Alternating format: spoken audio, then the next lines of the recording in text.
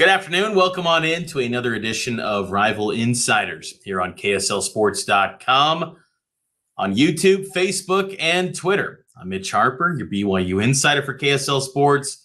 Joined as always every high noon and on Tuesdays by Utah insider Michelle Bodkin. It's a busy time of the year. We got the overlap season going on. So we got football, we've got basketball, a lot to get to on this busy Tuesday afternoon. We'll hit on football, of course. Utah taking on Oregon. It's a big game coming up. We'll preview that matchup and also get some thoughts on BYU as they get ready for Senior Day this weekend down in Provo. But the Utes right now, number 10 in the AP poll, coming off that win over Stanford. We'll start things there. I'm curious, they were number 14 in the college football playoff rankings last week. The new poll will be released tonight. Where do you see them moving up after some shakeup in not only the Pac-12, but college football in general, Michelle? Again, they tend to mirror each other pretty closely. Typically speaking, the college football playoff has, I believe, typically been a little bit kinder. I don't know that they go much above number 10, though. That seems like a bit of a stretch to me. You know, they beat Oregon, then maybe we can have that conversation, especially depending on what other craziness perhaps happens in not only the Pac-12, but the rest of college football. But for the here and now, they're probably going to be somewhere between 10 and 13, I would think. We're going to find out. We'll find out soon. Yeah, correction. I said 14. They were 13 last week. Okay. 13. UCLA, of course, lost. They were number 12. So I would imagine they're going to slip. Ole Miss lost to Clemson. Hasn't been playing well, but it'll be interesting to see how far Oregon falls. That's where I think it kind of gets interesting. I would imagine probably 11. But what's interesting about the playoff committee is that they do not just do what the AP pollsters typically do and just move up because they won or lost. They tear down the entire poll and they start anew each and every week. And the body of work, what tells them where to put teams at that point. So something to keep in mind, because you got teams like North Carolina, who's 8-1. The strength of schedule has been great, but their only losses to Notre Dame. We'll see where they end up in all of this. So something to keep in mind when it comes to the college football playoff, which we'll have a full listing up on KSLSports.com. They had a win last week, Utah, over Stanford. They rolled 42-7 over the Cardinal. Senior Day, that was probably the most noteworthy thing of the entire game, was the fact that they honored a bunch of seniors. Yeah, I would say so. And that's not terribly surprising. You know, poor Stanford, between whatever's going on internally with the coaching staff. And again, if you're kind of really heavily involved in college football and have people that you've met and you've talked to, you've kind of heard, some of the opinions of what's going on, at least on the internal side.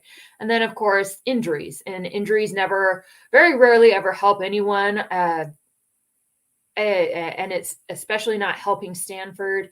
I think, a lot of their starters are very good. I don't know that they have the depth anymore, partially because of just the NIL stuff and it being a harder place to get into. There's other things that are kind of considered, aside from athletic prowess. So, the way college football is now, I think makes it harder for a team like Stanford to create depth and have that there. But yes, Utah honored not just seniors, but also underclassmen that have already earned their degrees and have the potential to move on to the NFL. Now, some of those guys may be back next year. We'll kind of find out, but it was one of those things. Coach Whittingham encourages his guys, if you have your degree, if you're eligible to go to the NFL and you think that's something that you want to look into and pursue, walk anyway. We want to honor you and give the fans a chance, to show their appreciation for the work you've done over the last several years. And if you happen to come back, then that's great. And we'll just do it again. But it's going to be interesting to see who ultimately really ends up going, who ends up coming back. But it was overall a great day. I love Senior Day. I love, seeing people get credit for the hard work that they put into, because being a student athlete is very hard work. What's your guess on Cam Rising? Is he coming back? At this conjecture, I think he is gone, and I think that's really where his mind is.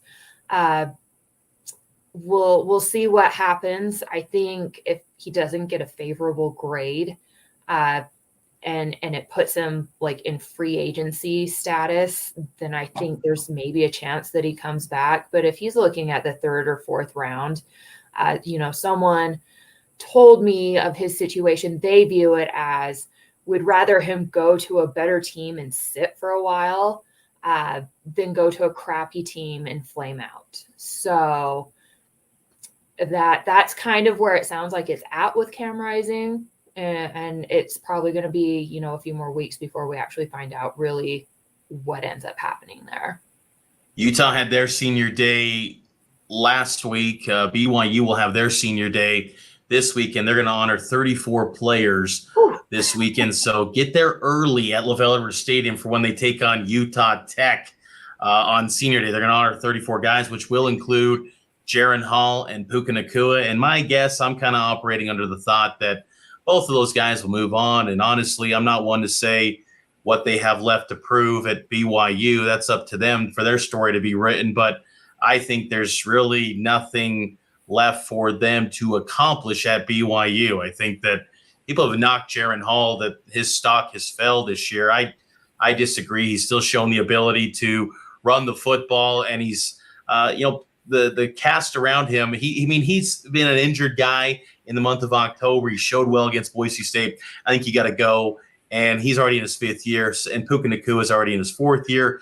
Blake Freeland as well, a left tackle. I think he could be, maybe in a best case scenario, late 1st round pick, maybe 2nd round guy. So BYU will celebrate a lot of players this week. They're going to host Utah Tech. Not much to write about as far as this game, but it will be interesting. I just got off a Zoom call with Paul Peterson, Utah Tech head coach. And look, they've got a pretty good offense. BYU, not a very good defense. Would not be surprised if Utah Tech put up a few points on BYU, but BYU's offense will put up a lot of numbers on Utah Tech. I think that'll be a blowout this weekend in favor of BYU. That's where we then shift our attention to the big game up in the Pacific Northwest. It's a late night one. You will be there up at Autzen Stadium, 8:30 kick. They got the 6-day window designation, and it gets a late night spot, kind of the only option available. There wasn't going to be the big noon kickoff 10 a.m. bit. That's too early. So you got to go with the 8:30 spot, and late night Pac-12 after dark, and it's 2 teams looking to secure potentially a Pac-12 championship game bid. What's your early read on this Utah-Oregon game? It's a very interesting game, and in some ways I think it got more interesting with Oregon losing to Washington last weekend. I think Oregon is a very, very good team. No knocks from me on them, but where I feel like a lot of people were feeling like they were basically unbeatable, and not anybody else really has a chance against them in the Pac-12. I never felt that way about them. I had questions. I don't think since Georgia, they've really played a good defense. I think Washington has a pretty good defense, and Utah's defense is on the rise.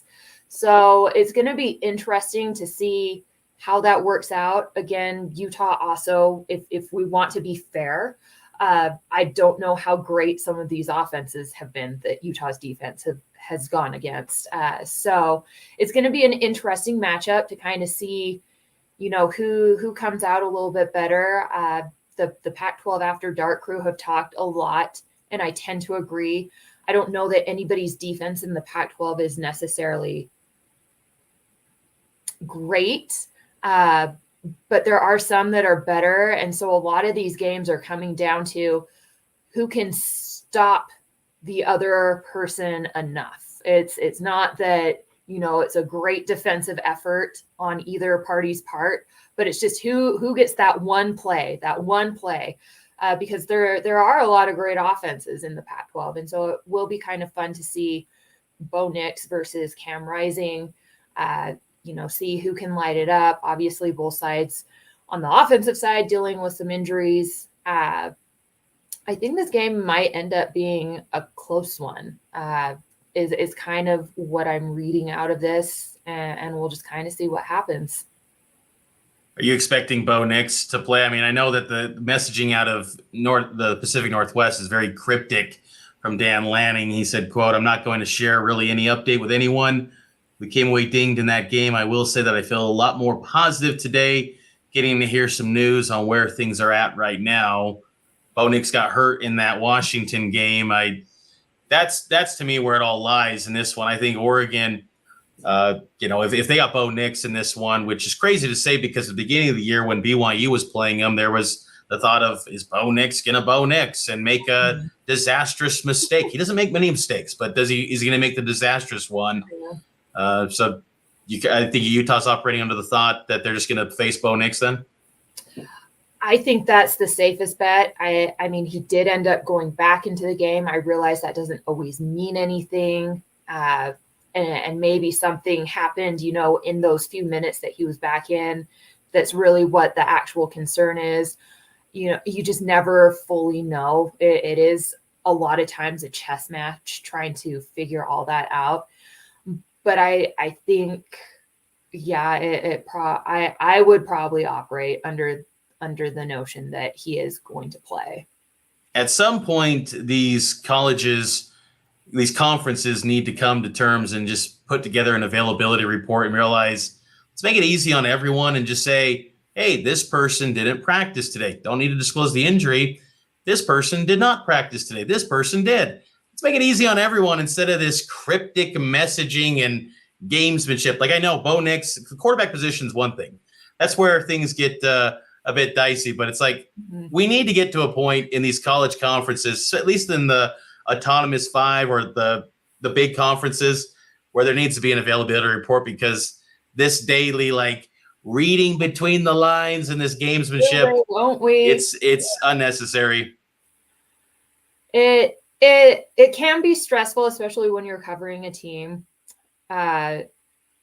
It's one of those things when the information's not made available, sometimes you feel a little bit silly because you're like, well, I was just operating under the assumption because I know you're not going to tell me. And there's even some teams, Utah, that you could know the information, but you can't report on it. So it's a whole tricky thing. It would be nice if it was just kind of straight across the board. This is how we operate. This is how we all do things. Will it ever get that way? Maybe. I don't know. Hopefully, maybe. It would make my life easier. It's not even about making my life easy. I mean, I could care less, because either way, it's like, I know that doesn't faze me at all. It's more just, this is a major money sport, and there's so much money on the line, and that's where I just think, and it'd honestly be easier for these coaches, because they'd probably love to just say, you know what, this is what it is. And know if they know that's all uniformed, then they're fine with it. But I understand their vantage point where it's like, I'm not going to tip my hand because, well, this school doesn't do it. I mean, I've dealt with programs this year where the opponents of BYU, where they will not release a 2-deep depth chart. And it's like, what? And then BYU's thinking, I'm not going to release a 2-deep depth chart. Why are we doing this? Why are we giving you this? So it's like, we just need to have uniformity in college football. But sadly, this sport will never have that. But nonetheless, we love this sport because of games like Utah and Oregon. What's the big matchup in this game that you feel could be maybe one of the key deciders in the outcome, deciding who comes out on top in this game? I really think it is Utah's defense versus Oregon's offense. Again, like I said, some questions as to how good, some of these defenses have been that Oregon's offense has gone against since going against Georgia early in the season. Again, I think we saw you can get pressure on them if you can make them sweat a little bit, like Washington did. You give yourself a chance. And I think Utah's defense is rounding a curve. Again, I don't want to say that like, oh gosh, they're the greatest defense ever. They still have things to work on. Like they're still young, they still make mistakes, but it seems like they're finally starting to click and get it and play like you kind of expect a Utah defense to play. But they also haven't necessarily played against, super crazy hard offenses, at least not since USC. And obviously that production, while they got the job done and they made some plays, it wasn't an impressive showing by them by any means. So to me, that's going to be the interesting thing. And I think that's going to be the key is who gets who on that end of it. I think this game is going to be, very close. I think, though, the one thing that I kind of get concerned about for Utah is that they haven't been great on the road this year. Arizona State was the one game where they really took care of business. But, Washington State, I mean, that was digging into fourth string players at a certain spot. I get that. But just haven't played well on the road. And Autzen is legit. It is Autzen, and it's going to be rocking, I would imagine. And if they have Bo Nix, I just feel like I give the edge slightly to Oregon. And I think also the factor of they got embarrassed. Oregon just got wrecked by Utah twice. It wasn't even close in those two games at home and then in the Pac-12 championship game. I know it's new coaching staff, a lot of new personnel, but you kind of wonder if there's a bit of, pride factor too, revenge factor at stake. And how much does that play into? I mean, we'll see. But I think that the speed too of Oregon feel a little bit better than Utah. So if Utah pulls this off, though, you're talking about a Utah team that was going to go to the Pac-12 championship game, guaranteed, and then have a shot at the Rose Bowl. And maybe if a lot of things break their way, an outside shot at the playoff, because I think the computers, the advanced metrics, really like Utah right now. I think you got like the FPI, they got Utah around sixth, is the sixth best team in the country. And there's certain advanced metrics that like Utah's body of work. It's really lots at stake in this game. I will say, I feel like out of the kind of top four teams in the Pac-12 right now, it does feel like Utah is peaking at the right time, where it feels like maybe some of the others are kind of coming off of their high a little bit. Yeah. Again, that's going to be a very interesting thing to see and watch and see if that stands correct or if it's just an illusion based off of who Utah's been playing. And it's interesting to have that feeling about a team as well that's kind of had to Mickey Mouse together a bit of an offense. But outside of that Washington State game, they've still been very, very effective and put up points, despite having to be a little bit creative and using people in ways that, they weren't necessarily brought on to be used as. So, does that work against a team like Oregon? I don't know. I will say I absolutely appreciate the fact that Autzen is a tough place to play. I don't know if that necessarily matters as much for a team like Utah that also plays consistently in their own hostile environment. And granted, it's the opposite. But there's a lot of interesting things at play in this game. Yeah, just because of, and again, you mentioned last year, is that going to sit well with Oregon and how are they going to react to that? I do agree. I think it's a very close game. I would also agree. I tend to lean more towards Oregon, but it would not rock my world or shock my world if Utah pulled it off. Because this is just that kind of team. This is a toss-up game, definitely, and any way you slice it, there's a way to. I think I'm slightly going with Oregon because I think the last time Utah played in a hostile environment, they lost, and the atmosphere at Florida kind of was a factor. It felt like. I mean, the atmosphere at the SEC. That felt tangible in that game. It felt like it was a difference against a inferior Florida team. So it'll be a good game though. You will be traveling up to Oregon. What's the itinerary looking like? I will get to Portland at around noon local time, and then the 2-hour drive, and we'll just take it all in. Is there going to be a lot of Utah fans making the trip, you think? I would imagine so. One, it's, one of the better venues in the Pac-12 as far as, fan engagement and people caring and being passionate about their team. I've heard it's beautiful. I've never been to Autzen, so I'm very excited. This is a new place for me to check out. I'm excited to, see a new place. And then, of course, just with what's on the line.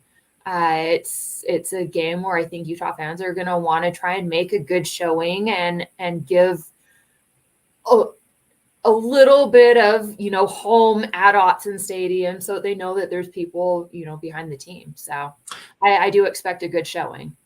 I just asked because back in September, Portland and Eugene, I flew into Eugene for the BYU game, and every car rental was sold out. BYU had about, I think, 12,000 fans was the unofficial count show up. So it's kind of tricky to get to Eugene. It's kind of a tough spot.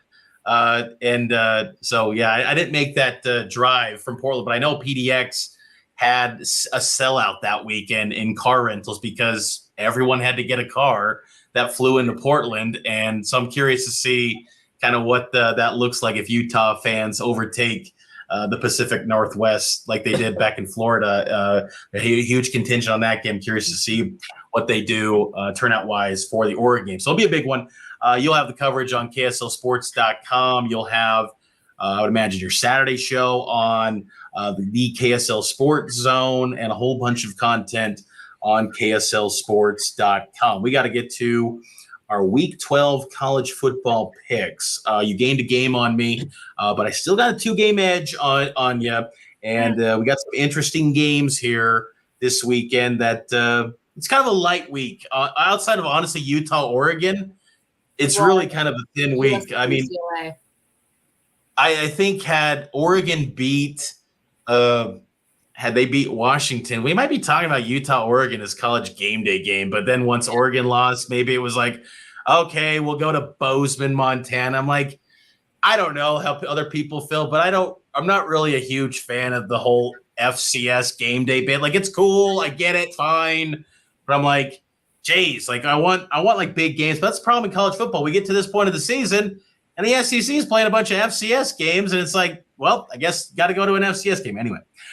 Here's the games we got on deck this week. Number 4, TCU at Baylor. TCU got a huge win at Texas. They look primed and ready for a playoff run. I think the Baylor Bears, the preseason favorite, get an upset here over the Horned Frogs. It's the rivalry game. It is a rivalry game. I think TCU is better than Baylor. It feels like TCU is really, again, starting to peak. They're really figuring out who they are as a team, and I think they're confident in that. And I don't know that Baylor can take them out. I'm going to go Baylor here. Woo! I'm going to go with an upset letdown game. I'm calling something crazy is going to happen. I still think Baylor was a mess last week against K-State, but it's on the banks of the Brazos. I'm saying Baylor with an upset. I want to see TCU run the table and go to the playoffs, see what they can do, but I'm going to go Baylor and put my all chips are in on this, try to build the lead here. Illinois at Michigan. We got Michigan. Yeah, me too. I got Michigan, even though like they're just assumed to be in the top 4. I feel like I don't know much about Michigan yet. I feel like I'm not convinced. Like I feel like played like that. That's kind of how I'm feeling. Like I don't know that they've really played anyone outside of the dominant win over Penn State. I would not be surprised if Ohio State smokes them. Maybe, I don't know. Like I just feel like it's just a feel, but I will go with Michigan here. I have been impressed with Brett Bielema at Illinois. They're on a bit of a losing streak, but Fighting Illini have been fun to watch this year. Boise State at Wyoming. This one has Mountain West Mountain Division implications on the line. Broncos are undefeated in league play. Wyoming 5-1 in the conference. Who you got? Ooh, that's tricky. I will go with Wyoming just for giggles. I'm going to go with Boise, but I feel like Wyoming, this is a toss-up game to me, and it highlights how light the schedule is this week. Outs. So, but hey, it's a regional matchup. I will say, having seen both these teams, Swain from the running back from Wyoming is very good. He's a good player. And would not be surprised if Wyoming pulled the upset, but I'll go with Boise. Iowa at Minnesota. The Big Ten West is a absolute train wreck. And despite Iowa's ineptitude on offense, they have a chance still to win out and win the Big Ten West. It's mind-blowing to think. And if they get this win over Minnesota, they've got a great chance. How do you see this one playing out? Why not? Let's go with Iowa. I don't know that I have a real opinion on this. Let's roll the dice on them.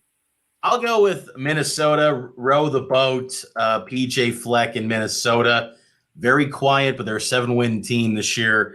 And I'll go with the Gophers to get it done against the Hawkeyes, who Kirk Ferentz been there way too long. He's tainting his legacy by having his son as the OC. He's got to make a change there. It feels like all those Iowa faithful, they need that. They want that. Okay, this is the game outside of Utah, Oregon that's really good. It's got implications on the Pac-12 race. USC at UCLA. I'll start this one off. I'm going with the Trojans. I think I've been riding them all year. I said in the preseason they'll go 11-1 and play Utah in the Pac-12 title. That could happen still. I'm going to go with the Trojans taking down the Bruins. Who do you got? See, and I'm actually leaning towards the Bruins. I am not as sold on USC. I think their offense is really good. I think their defense is a liability, and they've gone away with a lot of games that they damn near lost. And to teams that really you would not expect USC to kind of have to struggle and fight against. Arizona, Cal hung in there forever and made things really interesting a few weeks ago. I honestly think UCLA is a little more well-rounded. I think their defense is slightly better. So we'll see. I like it. I think, I could see that happening. UCLA in the trenches probably more impressive, I'd say, maybe in the trenches than USC, but I still think that star power of the Trojans gets the upper hand of the Bruins. But hey, it's gonna be fun. It'll be the Pac-12's the league to watch this weekend in college football, and that's gonna be a fun thing to watch this weekend. Well, enjoy the coverage or have fun up in the Pacific Northwest, up in Eugene. I will be in Provo enjoying my last bit of Tucanos before the end of the season in Provo, and then we'll be back next week with the regular season finale. We'll be back.